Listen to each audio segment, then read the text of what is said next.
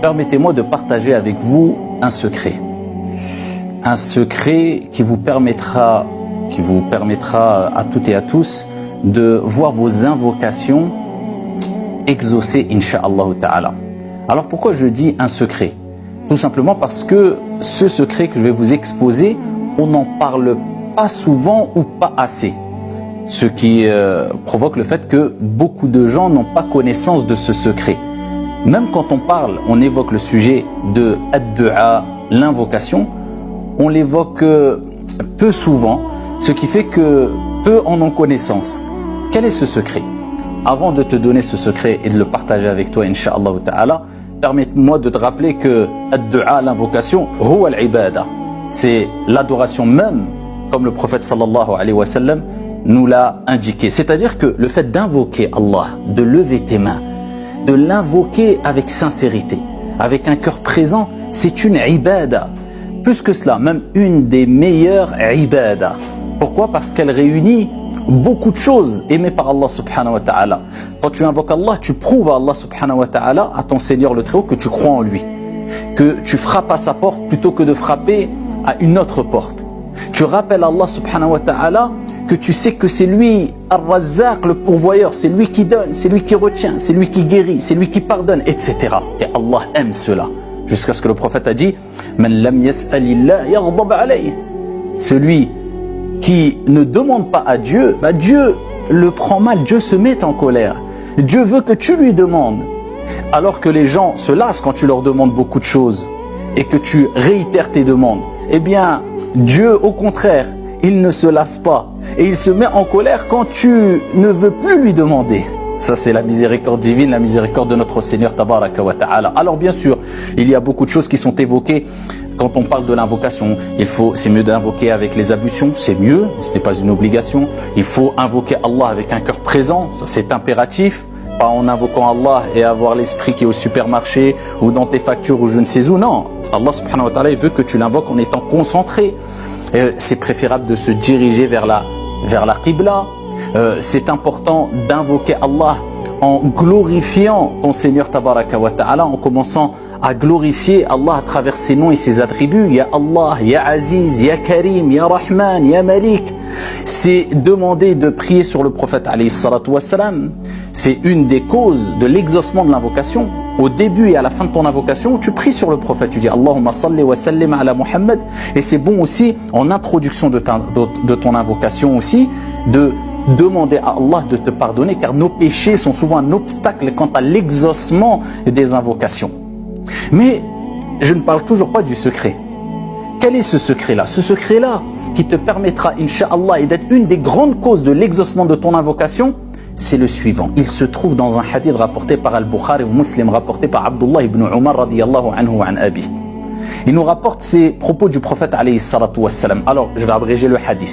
Le prophète alayhi salatu wassalam parle de 3 personnes qui, alors qu'ils étaient en déplacement lors d'une nuit, il faisait nuit, et donc ils sont partis se réfugier dans une grotte. Et alors qu'ils se sont réfugiés dans une grotte, personne autour de cette grotte, seuls, ces 3 personnes, imaginez-vous la scène, voilà qu'un énorme rocher tombe devant la grotte et bouche l'entrée de la grotte. Ils se retrouvent bloqués. Ils peuvent crier, personne ne les entendra. Ils peuvent appeler à l'aide, personne ne les entendra. Mais ils ont compris que seul celui qui entend toutes choses, et celui qui répond à l'appel de l'opprimé, et celui qui ouvre les portes quand tu vois que toutes les portes sont fermées, pouvait leur répondre Allah le Très-Haut subhanahu wa ta'ala. وَإِذَا سَأَلَكَ عِبَادِي عَنِّي فَإِنِّي قَرِيبٌ أُجِيبُ دَعْوَةَ الدَّاعِ إِذَا دَعَانِ. Celui qui a dit dans le Saint-Coran, et lorsque mon serviteur te demande après moi, je suis proche, j'accepte, je réponds à l'invocation de celui qui m'invoque. Ils ont invoqué Allah, mais de quelle manière? Prends ce secret, il est là le secret. Alors le premier a dit, Ya Allah, et il a évoqué une belle action qu'il a faite. Une action qu'il a faite, une belle action, une grande action, aimée par son Seigneur Tabaraka wa Ta'ala, en cherchant à travers cette action la satisfaction d'Allah subhanahu wa ta'ala. Et il a évoqué cette action lors de son invocation. Il est là le secret. Alors, qu'est-ce qu'il dit? La première personne dit Allah. Comme tu le sais, un jour, comme j'avais l'habitude de donner du lait à mes parents, et d'abreuver mes parents qui étaient très âgés, avant même de penser à abreuver autres personnes de ma famille, mes enfants, mon épouse, d'abord je pense à mes parents, eh bien un jour cet homme-là est parti mener paître ses animaux. Et quand il revient, et il voulait abreuver ses parents, donner du lait à ses parents très âgés, il les trouve en train de dormir. Qu'est-ce qu'il a fait? Il a pris le récipient avec le lait et il est resté toute la nuit à côté de ses parents en attendant qu'ils se réveillent. Il ne voulait pas les réveiller. Jusqu'à ce que le jour a commencé à apparaître, et bien voilà que ses parents se réveillent. Et alors que ses enfants avaient soif, ses enfants voulaient du lait, il a d'abord attendu que ses parents se réveillent en restant auprès d'eux toute la nuit sans les brusquer. Et quand ils se sont réveillés, il a abreuvé, il a donné à boire du lait à ses parents. Ensuite, il s'est occupé de sa famille. Il a dit, ya Allah, si cette action je l'ai faite pour te satisfaire, pour ton visage, ta face, ya Allah, délivre-nous de cette situation. Voilà que le rocher s'est déplacé de quelque peu.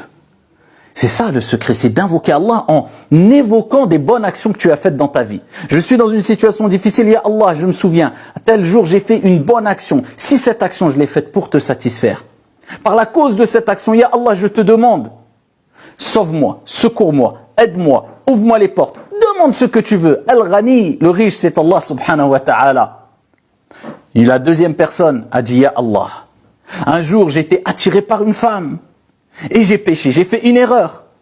Il a sollicité cette femme-là en lui proposant de l'argent en contrepartie d'avoir une relation illicite avec elle. Et elle a toujours refusé. Et un jour, alors que c'était une période de disette, de crise financière, on va dire, eh bien, cette femme n'avait pas d'autre choix que d'accepter. En contrepartie d'une somme d'argent, parce qu'elle était dans une situation très difficile, en contrepartie d'une somme d'argent, d'avoir une relation illicite avec cet homme-là. Et au moment où il allait avoir cette relation illicite avec cette femme-là, elle lui a dit, crains Allah, crains Dieu, crains le Très-Haut. Il s'est senti mal. Il a eu cette crainte divine qui s'est dit, mais qu'est-ce que je fais? Il s'est abstenu, il lui a donné l'argent et il est parti et il l'a laissé. Il a dit, Allah, si j'ai fait cette action pour te satisfaire, et Allah, sauve-nous de cette situation. Le rocher s'est déplacé encore.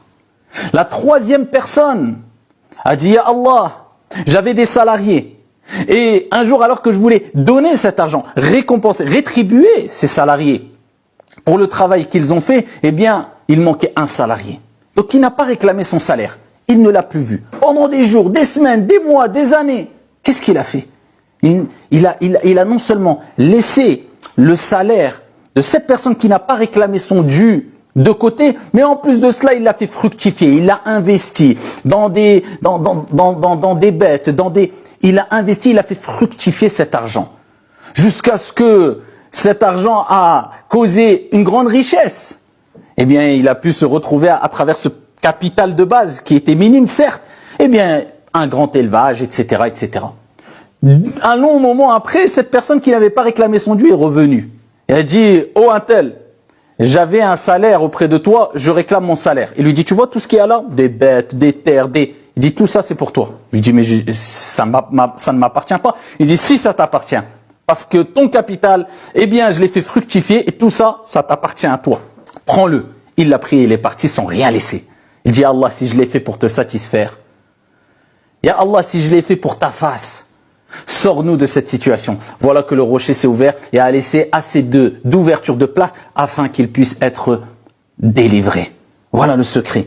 Non seulement de respecter ce que j'ai dit précédemment et qui est connu et répandu, à avoir les ablutions, invoquer avec un cœur présent, glorifier Allah, mentionner ses noms, prier sur le prophète sallallahu alayhi wa sallam, avoir conviction que c'est une adoration que Dieu aime, ne jamais désespérer, attendre toujours qu'Allah te réponde sans jamais désespérer, mais aussi mentionne des belles actions que tu as faites pour satisfaire Allah subhanahu wa ta'ala, d'où l'importance de nous motiver à faire de belles et grandes actions discrètes, sincères pour Dieu, parce qu'on en aura besoin, pour nous rapporter gros, ici-bas et dans le delà, incha'Allah ta'ala, dans le delà, la récompense, ici-bas, on peut utiliser quelque part ces bonnes actions afin d'invoquer Allah subhanahu wa ta'ala, surtout quand on est dans des situations critiques.